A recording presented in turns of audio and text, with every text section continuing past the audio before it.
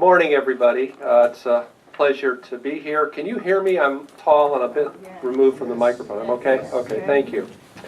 Well, I'm with, as Neil said, I'm with the County Department of Public Health, and we focus on lots of different health conditions. We have a very broad health agenda. And I would say that COPD is clearly a problem that is under-recognized, underappreciated. And part of the reason, I think, is that we really don't have a lot of good statistics about how prevalent the problem is, its severity, the burden in terms of the toll on our quality of life and the economic toll. I've been asked today to talk a little bit about the statistics, and so I'll share what we do know, but also highlight, I think, some of the limitations. First, what's the incidence? And an incidence is a measure of the number of new cases that occur in a given year, divided by the total population. And so we have very good statistics in the county on a whole host of infectious diseases because state law requires that hospitals and healthcare providers actually report each diagnosed case to us, provide information so we can track infectious diseases. Many people don't recognize that we also track cancer, all the various types of cancer. There's a state law that requires healthcare providers and laboratories to report that information. But unfortunately for COPD and many other chronic health conditions, we don't have any mandated reporting systems, so we don't know the number of new cases each year. Now, prevalence, which is a measure of the number of persons at any given point in time that are living with the condition, we try to get at with various health surveys, and one in particular, the LA County Health Survey, which we do every 2 to 3 years. We ask a lot of health questions, one of which, though, relates to respiratory health. And in that survey, what we've, the last time we asked the question was in the 2005 survey. And at that point in time, 4% of the adult population said yes to this question. Ever told by a doctor you have a chronic respiratory condition such as emphysema or chronic bronchitis that lasted 3 months or longer? Now the challenge here, though, as Neil alluded to, is that many folks may have COPD but are undiagnosed, unaware. So this, in some sense, is an underestimate. But just to show you the challenge of trying to measure this, there's one other important health survey that's done across the state called the California Health Interview Survey. And in 2005, they asked this question: have you ever been told that you have lung disease other than cancer? So a differently worded question to try to get at the same condition. And in this case, only 1.4% of adults answered yes, so about 105,000 in the county. So based on these two survey questions, we estimate that the range is somewhere between 100,000 and 300,000, perhaps higher, because there are many folks, again, who are undiagnosed. Now, another important measure for us is mortality, and we feel we have pretty complete information because every death in the county must be recorded with a death certificate that includes listed causes of death. But it's not perfect. It relies on healthcare providers who have a fair amount of leeway in terms of which conditions they list. Many persons at the end of their lives have a number of different health conditions that contribute to mortality. And so this is not a perfect measure either. But based on our mortality statistics, we know that COPD is very important. 2,625 deaths in 2007. That's 4.5% of all deaths. For the first time in 2008, COPD moved up to be tied with lung cancer as the third leading cause of death in the county, behind heart disease and stroke. And if you look at the 10, or actually the 12 leading causes of death in the county and the trend between 1999 and 2008, what you see is that for most conditions, including COPD, we've seen a very significant decline over the past decade.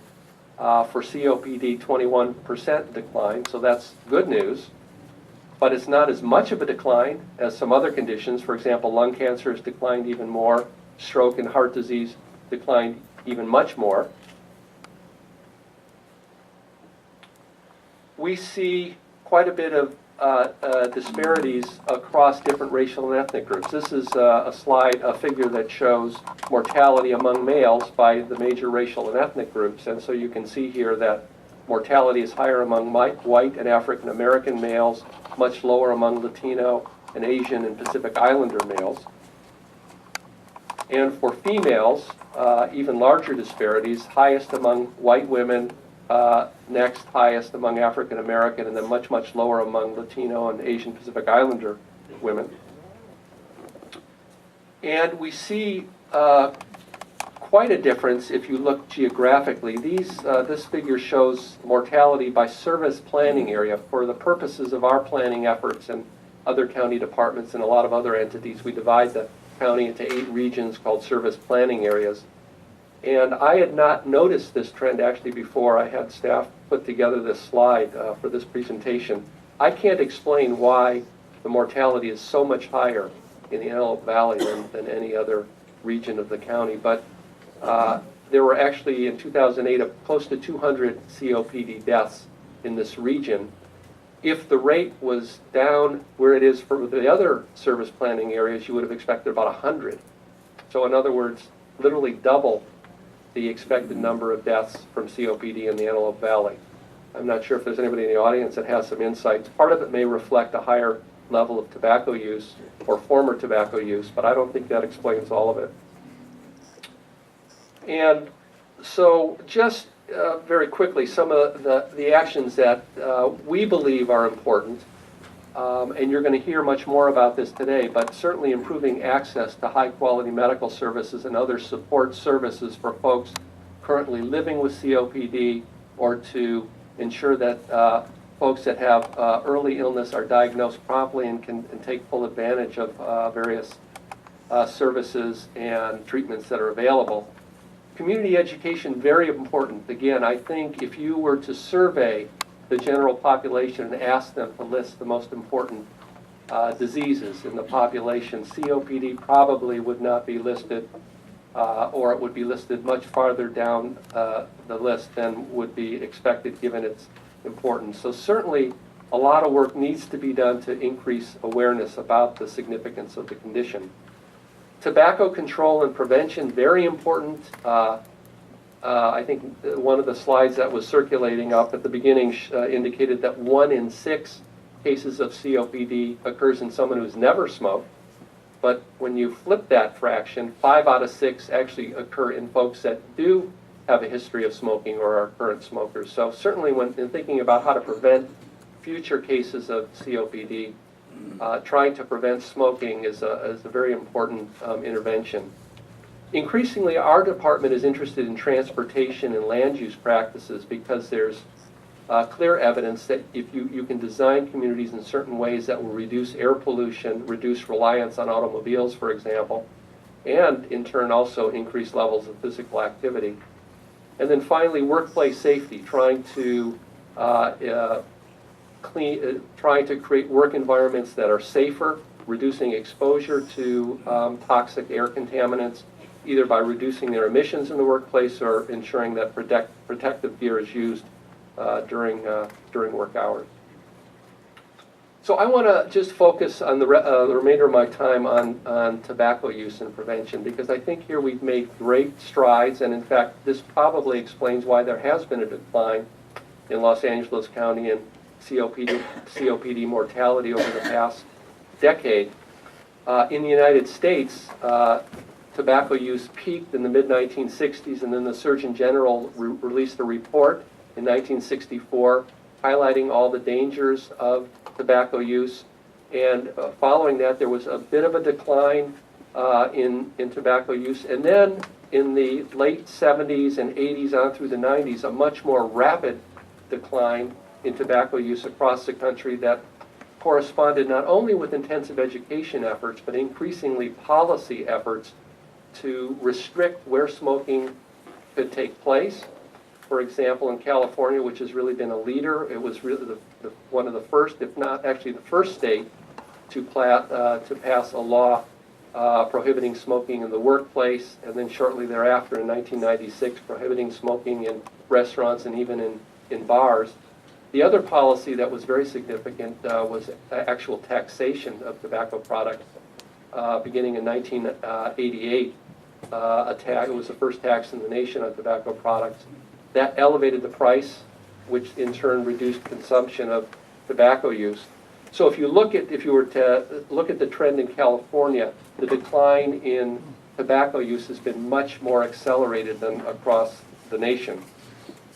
And we have reaped the benefits of that. And this figure shows trends in lung cancer mortality comparing the U.S., California, and Los Angeles County. And so you see the U.S. trend in black, excuse me, actually in all three jurisdictions on up through about 1987, the mortality was relatively similar, but then you started to see a separation with the mortality in the U.S. Now much higher than the mortality in California, again reflecting, I think, our more aggressive tobacco control efforts in the state. And then for reasons that are not completely clear, and even lower mortality among residents of Los Angeles County, perhaps reflecting even more effective tobacco control efforts in Los Angeles County. Now, when you look at COPD mortality, the picture isn't quite so clear. For example, the mortality in California for many years was higher than the U.S. mortality rate, although since about 1999, at least through 2005, mortality has been pretty similar in the U.S. compared to California. But again, for reasons that aren't entirely clear, the good news here is that mortality for COPD in LA County is considerably lower than in California or the U.S. And again, this could reflect a more rapid decline in tobacco use in Los Angeles County. Though we've made great progress, we continue to have a lot of work ahead of us to prevent smoking. And these are data from our LA County Health Survey that indicate that the decline really has seemed to cease, at least from 2002 through 2007. We've hovered at around 15% of adults who smoke. Our 2011 data will be out very soon. Several other surveys that have been done suggest that the smoking rate will be lower, is lower, somewhere down around 11 or 12%. So still too high, around 1 million adults that continue to smoke, but compared to most other areas of the nation, we've really benefited, I think, having a lower rate. Most tobacco use initiation actually occurs among adolescents, and we, in the 90s, had a quite high rate of tobacco use, up at about 1 in 4 adolescents. Excuse me. In 1999, there was an additional tax on tobacco products that elevated the price. Adolescents are particularly sensitive to price. As price goes up, historically, in lots of different studies, consumption goes down. And so what we did see here in LA County was a decline in smoking prevalence, but it's remained relatively level at about 13%. So again, too high.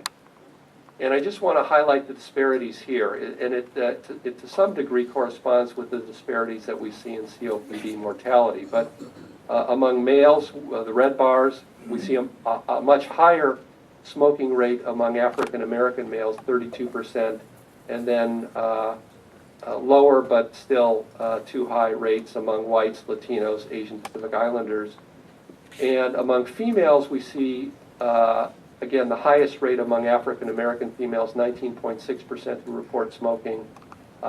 Next highest, white women at 14%, and then much lower rates among Latino and Asian Pacific Islander females.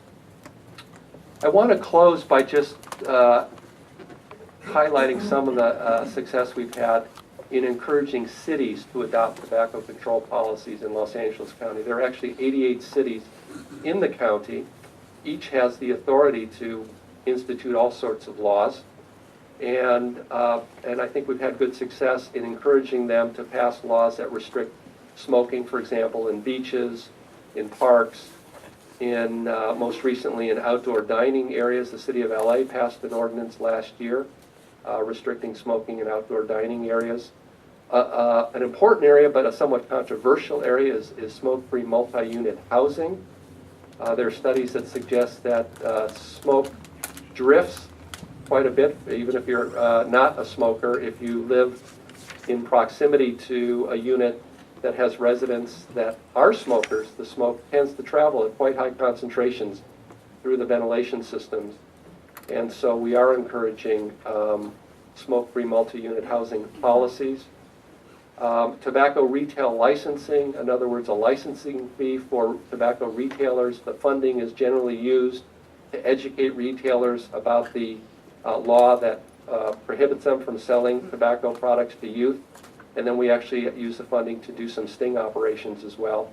And where we identify a retailer who is selling to youth, they are then fined, actually, or they can even have their license suspended, or their license to sell tobacco products suspended. So a lot of work that's been done, but clearly a lot more that needs to be done. And then I think, though tobacco use is important, or preventing tobacco use is important for preventing COPD, it's also very important for preventing the progression of COPD among persons already diagnosed. In other words, getting folks to quit smoking or to reduce their exposure to secondhand smoke if you have COPD is very important. And then I think also equally important, you're going to hear much more about this today, there is a multitude of services, not only medical but support services that can be helpful, slow the progression of illness and certainly improve quality of life. And so I'm actually myself looking forward to hearing some of that today. So I'll stop there. Thank you.